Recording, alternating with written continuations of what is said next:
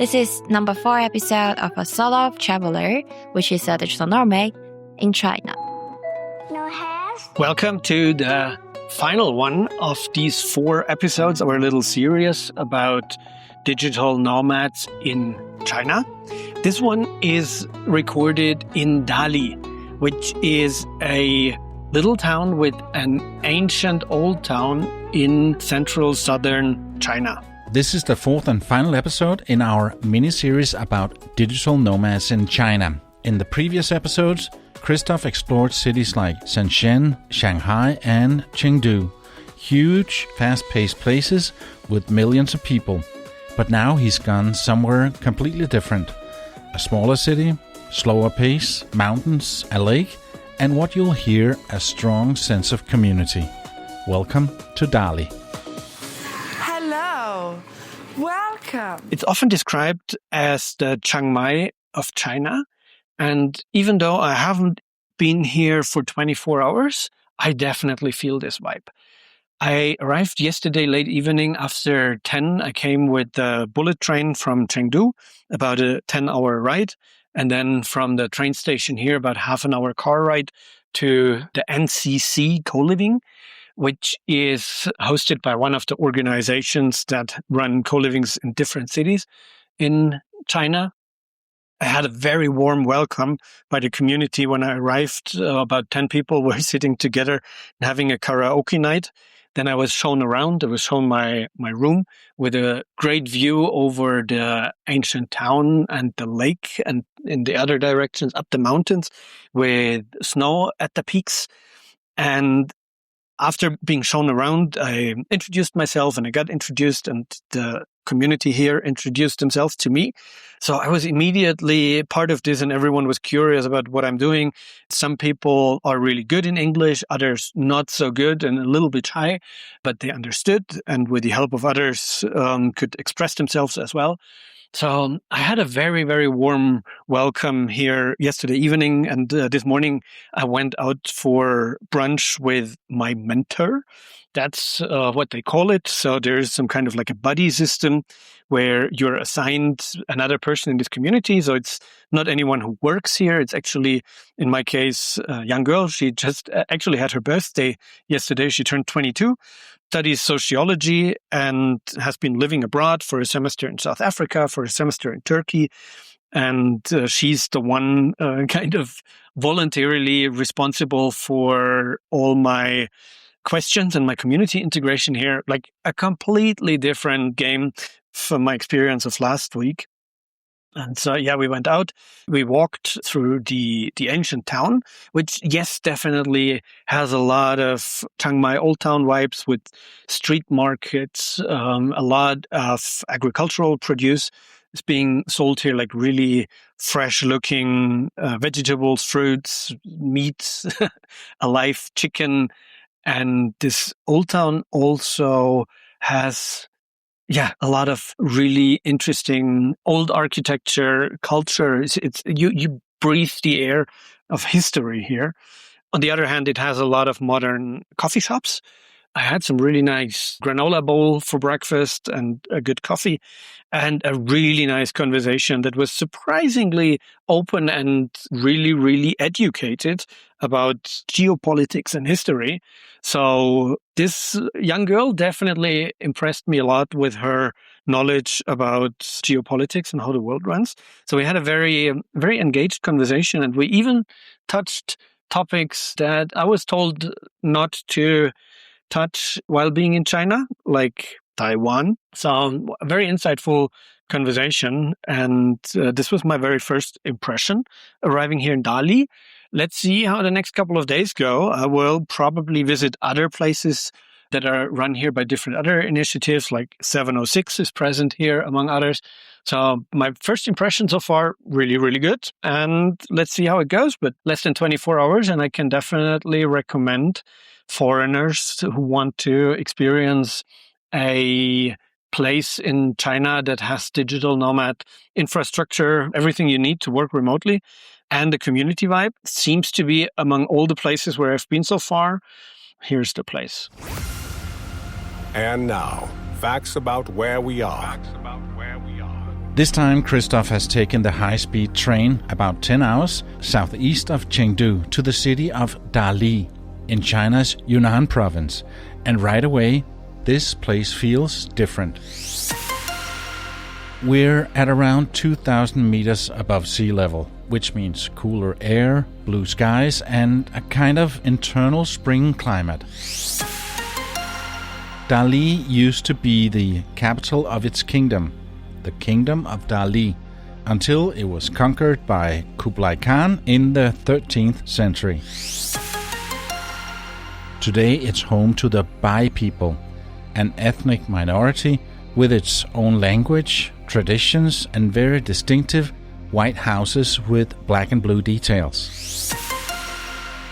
And population-wise, Dali has around 650,000 people, which after Shenzhen, Shanghai, and Chengdu basically feels like a small village in China.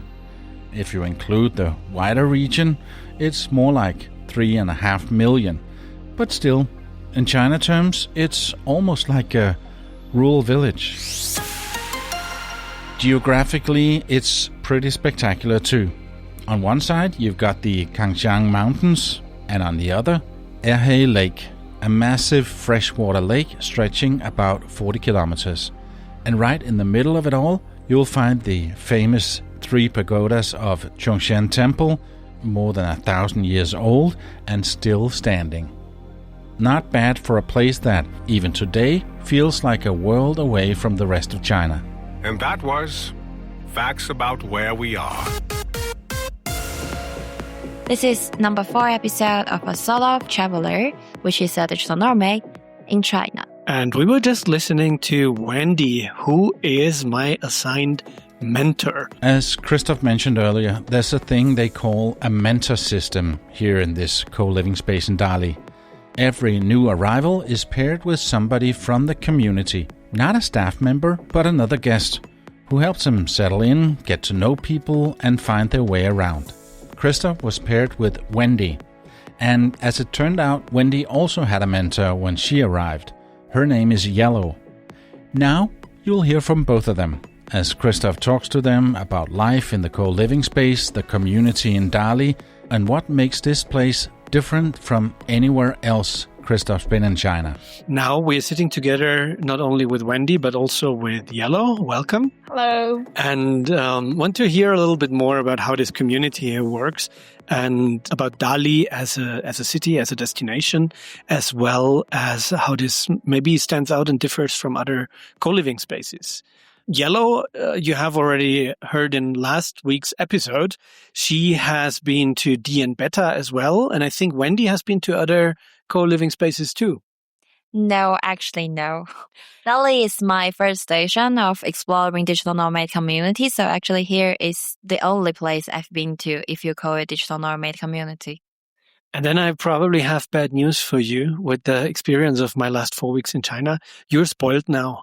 This one here is a really great community. It's a 3-story house with how many rooms? I think in total there may be around 20 to 25 rooms, and some of them are single room, some of them are double room, and some of them are 4-person's room with bunk bed. So in total there may be 35 beds around here. Yeah, right now I would guess we are maybe at about half capacity, so the place is not full. But maybe that's also really good for the community, because just before we sat down here together, we were in the kitchen where there was a little farewell celebration. Someone is leaving tomorrow, and so a bunch of people came together to cook. And that was very, very good example for how the community here works. Wendy, you're staying here a little bit longer than me? Yeah, in total I will stay here for about 1 month, and I've already spent 3 weeks of my full whole month here. Maybe I have 4 weeks in there, and I'm the mentor of Wendy. My mentor. Yeah. So you arrived here first, Yellow, already 4 weeks ago almost? I lived there 4 weeks, and this week is 5 weeks. After this week, I will go. How is your experience with the community here in Dali? What made you come here in the first place?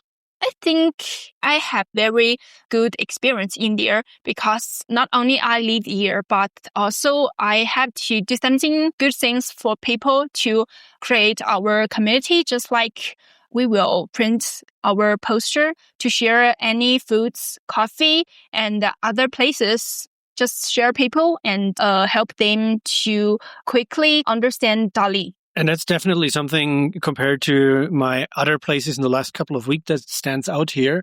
While the other places were mainly more like long-term social places, like the one in Shenzhen and Shanghai, where people come to live together. But as it's so big, they also have rooms for people that are coming short-term. So they have a good mix of people that have been here already for quite a while, which is also a good thing for the community because they're people that you can turn to and ask if you want to know how to do things or where is what. While this one here in Dali seems to be more like what the digital nomad community is used to understand with the word co-living.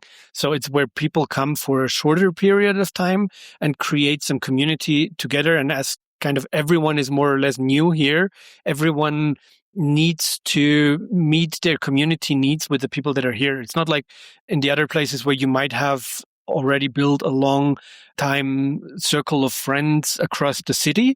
But here people really come to spend time together and you feel that it's very vibrant. Basically every single day people are going out for food together or cooking here, having activities.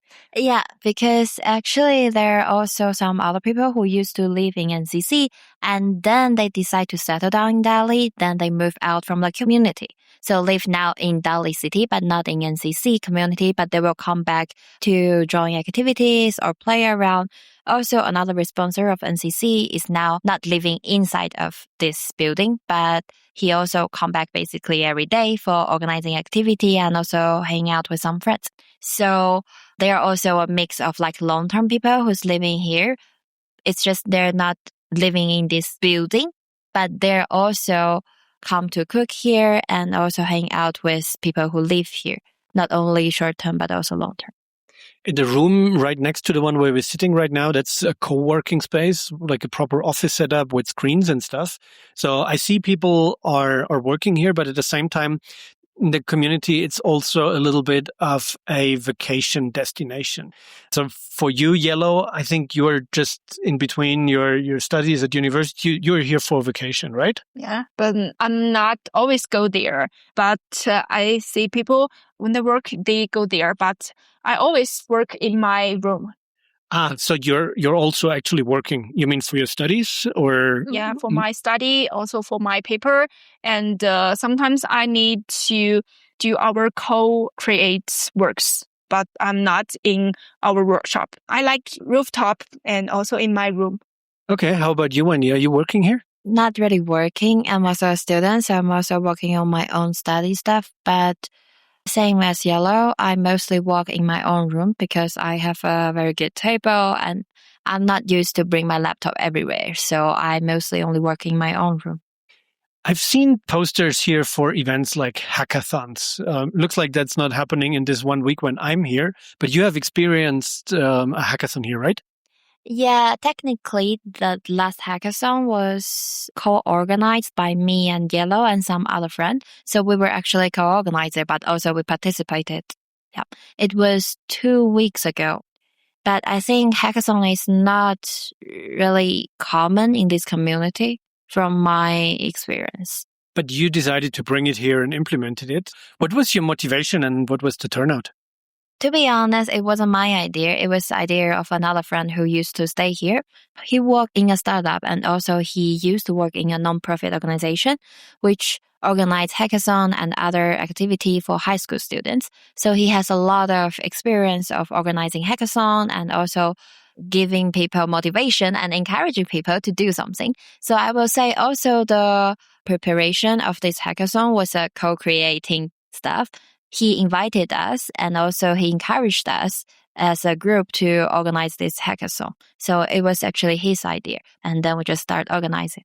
Was it your first hackathon? Yes. And probably not the last one, I guess. What did people actually build there? So in the end, we had like, of course, AI stuff. There were some automatically reply for small startup. Like if you're a photographer, you can use your own AI agent to reply to your customer. That was something with AI. And then we also had interesting AI songs. And then we had a short video, which is a short series. And it's thrill series, actually, I would say. It's something about detective. And then we had another drama, which is based on a traditional script of Chinese story. And it tells a story about a girl who got revenge to a rich people. So yeah, it was quite a lot different kind of stuff. Okay, sounds like this concept of that hackathon was a little bit different of what it usually is, with like a set of problems to solve, and then people try to find like economic or technical solutions to a problem. This was more a creative one with a lot of cultural impact. Yeah, but it was a lot of different interesting things, and it was very creative. That's why in the end we decided to call it Dali Co-Create, not just a hackathon, because it sounds more professional. And we didn't want to sound like it has a standard or it has a entry for that. Super exciting. So what's your recommendation if people that are listening to this episode now want to explore Dali as well? What's, for example, the best time in the year to come here? So if you just come for travel, the best season is definitely from spring to summer, because the view is going to be great and there are a lot of blossom there. It's green everywhere on the mountain. And also you will have a lot of options to do hiking, go around. Also, April, there will be a festival. So you will see horse riding race and you will see bazaar everywhere. That will be a big season. And then if you not only come to travel, you not only come to see nature view, you also want to explore something more for food. Maybe I would say July or August, because you will have a lot of fresh mushroom and you will have hot pot for that. Wow, even more mushrooms. Like right now, it looks like the local cuisine is very much built on a huge variety of mushrooms that are being collected around here in the mountains. And when you mentioned the horse riding race, this place here is literally next door to the horse racetrack. And so here from the roof terrace, actually, I think you wouldn't even need to buy a ticket for the horse racetrack. You can just look down there. Thank you very much, ladies. Thank you. So this was Christoph in Dali in China. And Chris, now you left China. Yes, I less than a week actually on Phuket, back in Thailand, for the Phuket Summit, an AI marketing conference that happened there for the first time, where I had the honor to be the MC and host the stage. That was great fun. And now actually for a couple of days, I'm back to one of my happy places. That's Saigon, Ho Chi Minh City. Yeah. It seemed like you were very happy with Dali. Absolutely, yes, absolutely. So would you say that NCC in Dali was your favorite place? NCC in Dali was the best place of all where I actually stayed. But if I would return to Dali, I actually found another co-living that's even a little bit cooler. It has a proper coffee machine and all those modern amenities and vibes. Important things for Christoph Huebner. Absolutely. And the place is called CYC. And here is a little interview with their manager. New day, new location. We are now at another co-living space here in Dali. It's called CYC. Yes. It stands for Connected Youth Community. Wow. And it's a completely different vibe. When we arrived here, it's a very modern architecture, very open. It has a very lively open space. And compared to the other places where I've been so far, the most impressive coffee machine, which is definitely very important for digital nomads. And now I'm sitting together here with the manager, Yu Yang. And you have a very undefined role. You said you can do everything or nothing, but it looks like you didn't choose nothing. You're doing a lot. Something. You're doing something. So when we arrived here, there was just a vibe coding workshop going on. Yeah, there is a vibe coding workshop going on this afternoon. And we were continue, even though the event has finished, but a lot of people chose to stay and continue to work there. What is this place here about, and who are the people that are staying here? I would say a lot of people are branched out from international community, but mostly Chinese, called 706. It's a youth community that started from Beijing. And the listeners of this podcast have basically in every episode about the China trip heard this keyword 706. Yeah, 706. But we never really defined it. It seems to be like an underlying web to all these nomad activities, these co-living spaces. All of them where I've been so far seem to be like some kind of spin-offs from this 706 and have grown out of that. Yeah. So, same here? Yeah. This is just legitimate heritage coming out of 706 Dali when it was shut down in 2023. So these are the official legitimate successors here? Yeah. Okay. And there are more. Yeah, I heard NCC people here where I'm staying these days are also grown out of 706. Yeah. But when we drove here with Wendy in the car, she said this is all very friendly sisterhood. Everyone is working together. Yeah. But then I arrived here, and some people here were bashing all the others and saying why this one is so much better. Oh, that's joking. That's more like joking because we are so connected. That's why people are freely roaming around into different places. When they visited one place and they've been like, "Oh, this is not as I expected," and then they visit the next place and they were like, "Oh, I like here better." So that's why they started bashing about other places. It's not like we don't hate each other. It's just more like, "Oh, I chose here." And I can understand this. I mean, sorry, my friends over at NCC, but I think when I next time come to Dali, I'll probably book a room here at this place. That's, very lovely. Tell me more about the people that you have here and the type of, what's the vibe that's going on here? It depends on who are the active members at the moment who stay here. Like for instance, today we have this vibe coding workshop, and the guy who hosted or share the event is a programmer who had 7 years of coding experiences in San Francisco. And he joined us here because of the 706 network. And he wants to have a vacation here in Dali. So he hosted several events related to development, AI, vibe coding. And that's why he kind of encouraged a lot of people who are interested to join the conversation, join the events. But before I went through the door here, I think everything was in Chinese. Yes. So you currently don't have any like foreigner residents here?